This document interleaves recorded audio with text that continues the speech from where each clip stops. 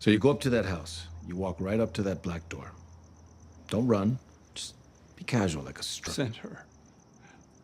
What? Hey everybody, and thank you for watching another video. My name is Merge, and today I want to talk about and explore the idea of making one change in the Better Call Saul or Breaking Bad series and seeing how that change would impact the entire Breaking Bad universe. And today I'm talking about Kim Wexler, who's arguably one of the best characters in all of television, not only being a cunning lawyer who's proven herself in and out of the courtroom, but also serving as Jimmy McGill's moral compass, and without her, things could have turned out very differently for Albuquerque's favorite lawyer. And in this video, we're going to explore how that would all transpire. But before we get started, if you could leave a like on this video and be sure to subscribe to stay up to date with the latest content, it would truly mean the world to me. And it also lets me know that you guys are enjoying the videos, which is my fuel to keep these videos coming. But without further ado, let's get into it.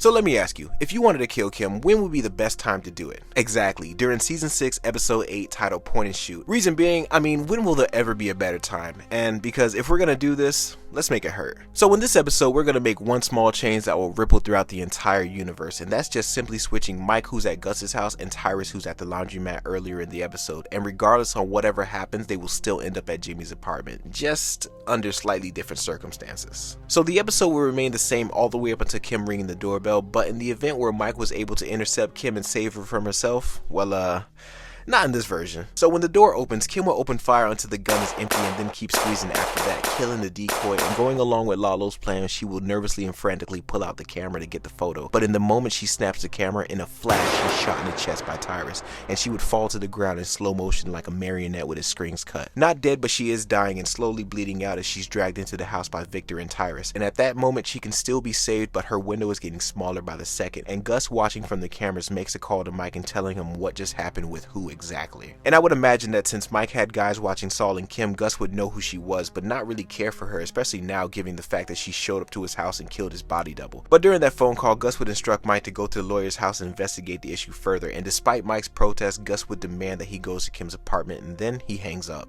Gus would walk out of the room to see Kim struggling to breathe, now in a pool of her own blood in the middle of his living room floor. Tyrus asks Gus how he wants to handle this, and without him saying a word, he would just kneel down to Kim's ear and softly ask, "Was this Lalo?" And she looks him in the eyes and just nods, because at this point she's literally choking on her own blood. And with that, Gus stands back up, he fixes his appearance, and then he orders Tyrus and Victor to meet Mike at the lawyer's apartment.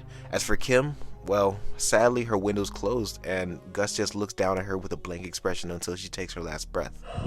And although it may have seemed like a blank expression to the untrained eye, in the mind of Gustavo Fring, he was weighing all of his options and running through the scenarios in his mind, debating with himself on the best course of action to take. And ultimately, he could not risk bringing that kind of attention to himself, and even if he could save Kim, it would conflict with him hiding in plain sight, and not to mention the involvement with the police for a homicide at his house. And he just couldn't take that chance. And after a few moments of silence and deep thought, Gus decided to have some of his men accompany him to the laundromat, because he just has a feeling, and with Mike and Tyrus on their way to Kim's apartment, his most valuable asset is left unguarded. And before they leave, Gus has his men wrap the body double and Kim's body in plastic wrap, similar to the ending of the episode with Lalo and Howard's body. And before Gus leaves out the door, he looks back at Kim's body before her face is covered. And maybe that look was the final sliver of Gus's humanity leaving him, putting him on the path to make threats like this. "I will kill your infant daughter."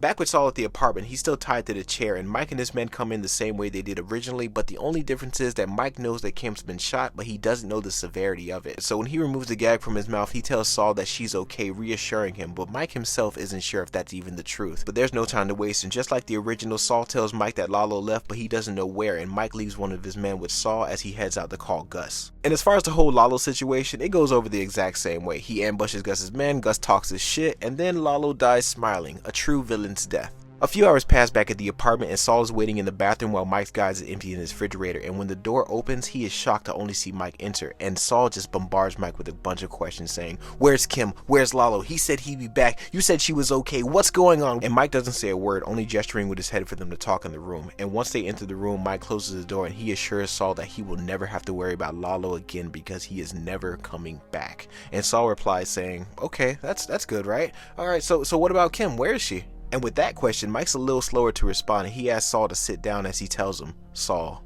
I'm sorry, but she didn't make it. She didn't make it. What are you talking about? She didn't make it. You said that she was okay. Where's Kim? Saul says emotionally as his voice cracks, and Mike tells him to breathe as he continues to explain what happened. She came to a house and killed an innocent man, and there were people there who seen this and reacted accordingly. She was shot and then she bled out. I don't know what her final moments were because I was not there. Had I been there, things would have turned out very differently. I promise you that. And for Saul, he is just in shock right now, unable to speak because he can't even process what he just heard. But now here's the hard part. Because of the circumstances surrounding her death, there is no way for her body to be recovered without drawing attention from people who don't like the attention. So believe me when I say this, as I look you into your eyes, there is nothing that can change what happened, and I am so sorry for your loss, but you will never see her again either. Now this is what's going to happen from this point moving forward. And as Mike continues to tell Saul how things would be as far as preparing her for questioning and the story to the police, Saul, he just sits and stares ahead blankly, slowly blocking out Mike. And I like to imagine this reaction was similar to Walter White when he first was diagnosed with his cancer, but with Saul, what comes to his mind is the fact that he sent Kim to her death. And I mean, yes and no, because on one hand he did tell her to go, as in run, like get out of here, I'm gonna be okay. And I'm sure the last thing he would have thought is that Kim would actually kill for him. But on the other hand, had he went instead of Kim, she would still be alive, but that's a video idea for another day. And besides, would you leave your wife alone with Lalo Salamanca? No. Remember the last woman he was left alone with?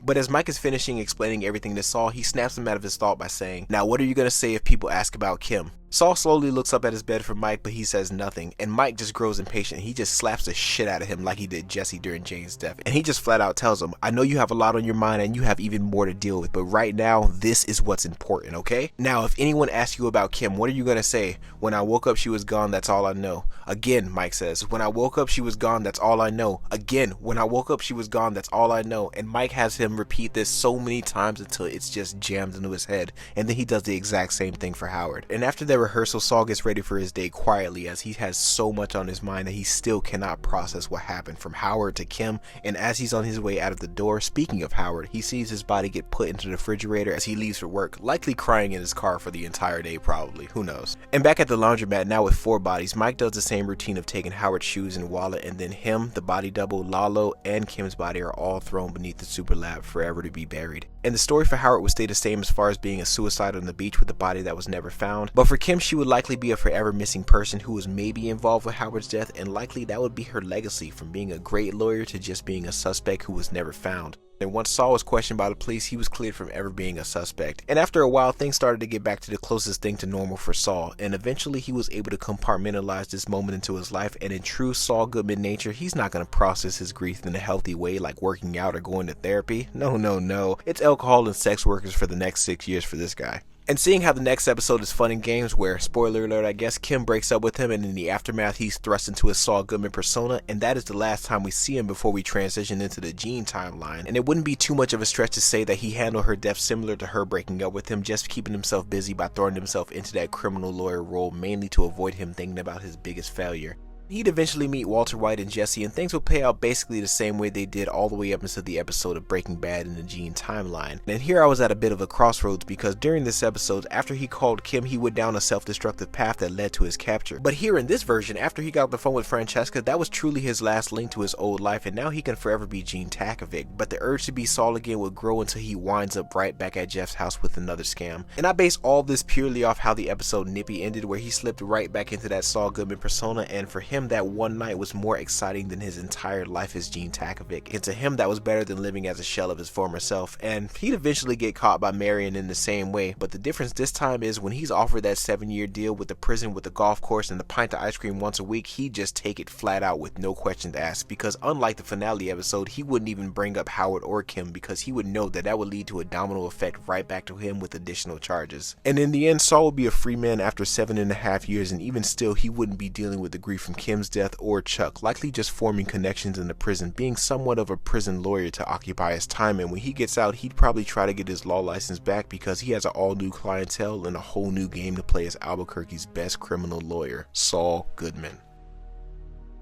Hey guys, I want to thank you so much for watching this video. This one actually took me a while to write, because the script actually took me to some pretty dark places, but it was kind of worth it in the end. And I know I left this one on a cliffhanger because, Who knows, I probably want to come back and visit this scenario again, maybe in the future, but that's up to you guys really if you'd like it or not. But I want to hear from you guys. What did you think of this version of Better Call Saul where Kim dies? Because I'll be honest with you, since the start of season 6, I was really hoping for Kim to die or be killed in some way, shape, or form. Not because I hate the character or anything like that, quite the contrary, because honestly, I would have just expected her to die in some kind of gruesome way for Saul to become the person he is. But a breakup is just fine, but I guess for me, I like to be a little bit more extreme. But that's just me. Comment down below your thoughts and even let me know what kind of what if video I should do next. And be sure to leave a like and subscribe so you don't miss out on the next one. And of course, I'll do my best to try to respond back to you. Until then, my name is Merge.